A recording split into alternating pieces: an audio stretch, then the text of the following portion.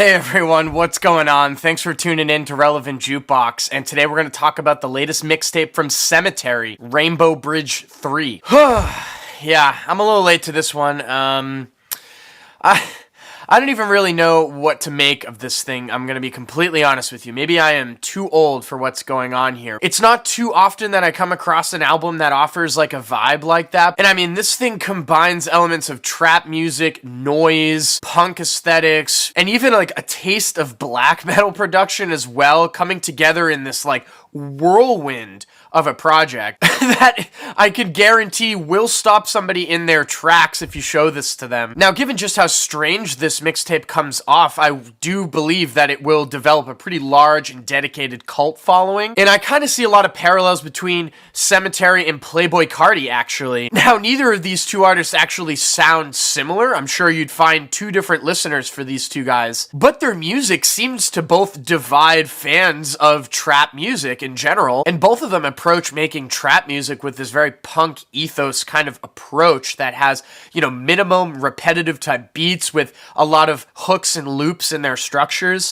Except Sematary, you kind of have to filter that through Toxic Sludge and backyard slasher flicks to kind of get where he's going at. Because, I mean, there's just multiple references to, like, murdering people in here, gore, horror movies in general. And, I mean, even the producer tag, DJ Sorrow, which is, like, really awesome and entertaining. I can't just help but laugh at that. However, both Sematary and Playboi Carti, if I'm being completely honest, can be pretty one-dimensional, with Sematary being a little more one-dimensional in my opinion with the vibe that he brings, which I'm sure you would find out really quickly on like the first two tracks if you're in for or not. And to be honest, the first half of this record really runs like a recycled version of itself. I mean, the soaring choruses and the hooks just feel so similar to one another, and the overall feeling and vibe you get from the tracks has the same exact effect. It's not until about halfway through that this mixtape starts to kind of become a little more versatile and branch off from itself, with tracks like Creepin' in the Woods being like my favorite example of like this just really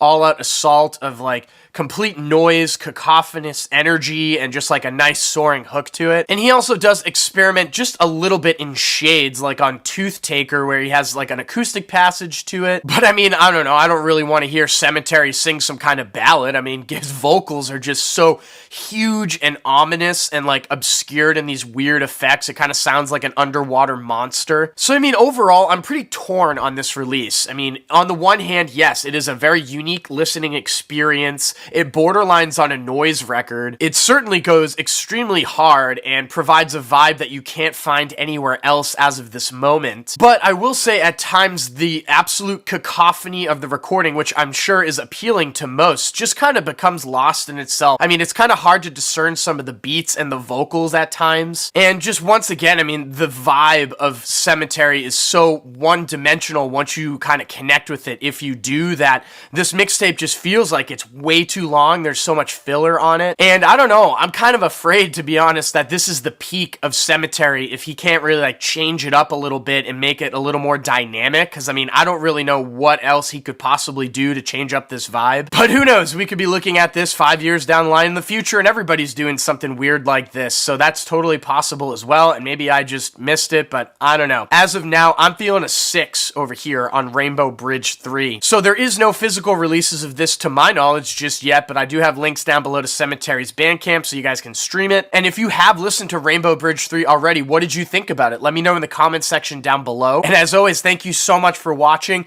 Make sure to like and share, and if you want more content from me, hit that subscribe button. Peace.